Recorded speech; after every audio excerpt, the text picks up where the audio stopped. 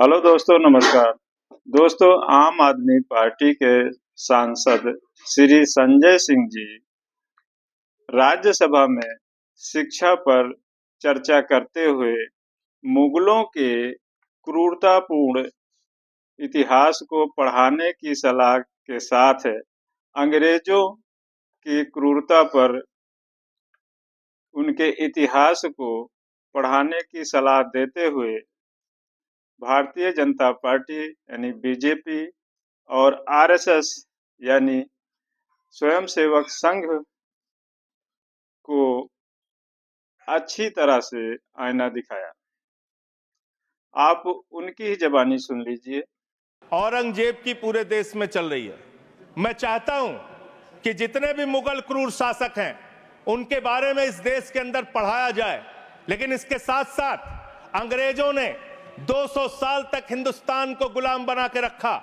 जो लोग जलियांवाला बाग कांड के लिए जिम्मेदार हैं, जो क्रूर अंग्रेज शासक शहीद आजम भगत सिंह को फांसी पर चढ़ाने के लिए शहीद सुखदेव, शहीद राजगुरु, शहीद अशफाकुल्लाह, शहीद राजेंद्र लहरी, शहीद राम प्रसाद बिस्मिल, शहीद खुदीराम बोस को फांसी पर चढ़ाने के लिए जिम्मेदार हैं, उन अंग्रेजों के क्रूरता के बारे में भी, उनके शासनकाल के बारे में भी इतिहास के अंदर आप पढ़ाइए। लेकिन जब आप उसको पढ़ाएंगे तो आपको बताना पड़ेगा कि कौन सी वो संस्था थी जिसने तिरंगे झंडे का विरोध किया, कौन सी वो संस्था थी जिन्होंने अंग्रेजों की दलाली और गुलामी करने का काम किया, कौन सी वो संस्था थी जिसके नेता ने अंग्रेज गवर्नर को चिट्ठी लिखा था 1942 के आंदोलन में कि इस आंदोलन को कुचल देना चाहिए।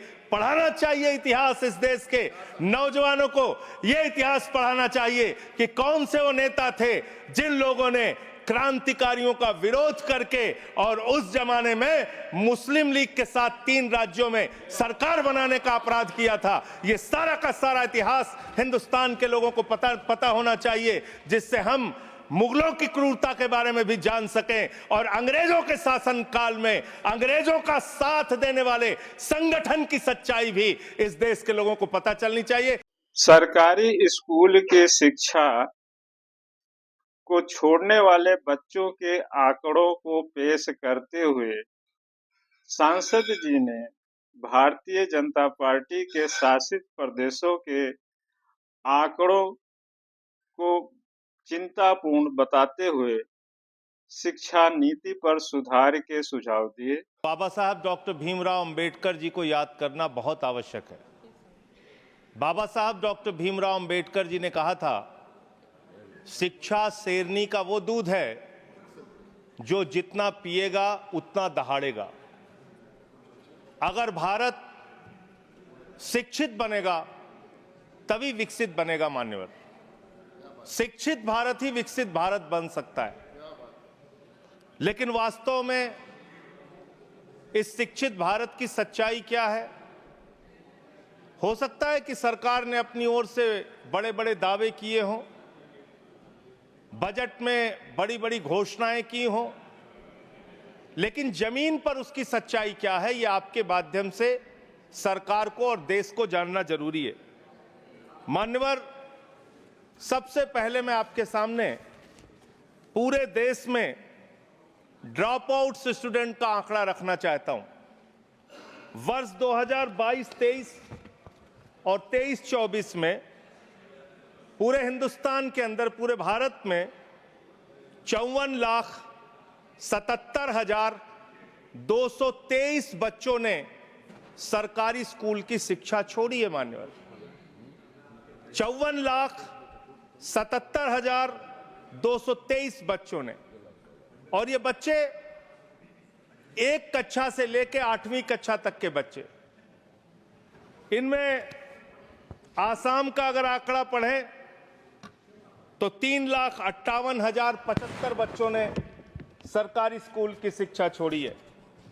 गुजरात का अगर आंकड़ा पढ़ें, जिसके विकास के बारे में बड़े बड़े दावे किए जाते हैं, 1,38,813 बच्चों ने सरकारी स्कूल की शिक्षा क्लास 1 से क्लास 8वीं तक छोड़ी है। अगर आप मणिपुर की बात करें, 17,991 बच्चों ने सरकारी स्कूल की शिक्षा छोड़ी है। अगर आप मेघालय की बात करें, 65,532 बच्चों ने सरकारी स्कूल की शिक्षा छोड़ी है। अगर आप राजस्थान की बात करें, 8,99,240 बच्चों ने सरकारी स्कूल की शिक्षा छोड़ी है। और अगर आप उत्तर प्रदेश की बात करें तो 7,41,626 बच्चों ने सरकारी स्कूल की शिक्षा छोड़ी है। दिल्ली का आंकड़ा मैं जान रहा था कि हमारे भाई दिल्ली का आंकड़ा जरूर पूछेंगे, इसलिए बोलना जरूरी है। दिल्ली का आंकड़ा, दिल्ली में वर्ष 2022-23 और 23-24 का मिला के अगर आप आंकड़ा देखेंगे, इनका ही आंकड़ा है सरकार का, मैं चाहता हूं पढ़ भी लेंगे हमारे साथी, 7,000 बच्चों ने सरकारी स्कूल की शिक्षा छोड़ी है। ये आंकड़े मान्यवर बहुत चौंकाने वाले, बहुत परेशान करने वाले और ये बताने वाले हैं कि सरकारी स्कूल से किस तरह से पूरे देश में शिक्षा छोड़ के बच्चे अपने घर पर बैठ रहे हैं। और इसमें भारतीय जनता पार्टी के शासित राज्यों के बारे में जो मैंने आंकड़ा पढ़ा है वो निश्चित रूप से चौंकाने वाला है। इनको इसकी ओर ध्यान देना चाहिए। दूसरा मामला आता है मान्यवर पेपर। दोस्तों,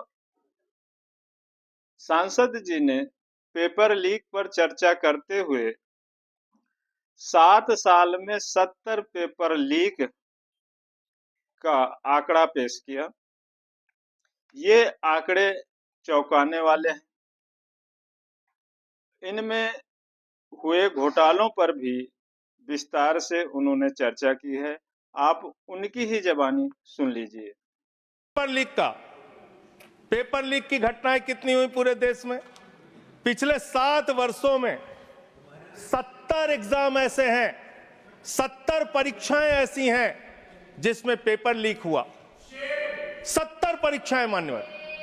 कितने परिश्रम से एक कांस्टेबल की परीक्षा के लिए एक बेरोजगार नौजवान अपनी तैयारी करता है। कितने परिश्रम से एक क्लर्क की नौकरी के लिए, एक पीसीएस आईएएस की नौकरी के लिए, कितने परिश्रम से अपने घर की जमीन बेच के एक नौजवान परीक्षा की तैयारी करता है, लेकिन पेपर लीक हो जाता है। कहीं मेडिकल में दाखिला लेना हो, उसके एग्जाम में, नीट की परीक्षा में पेपर लीक।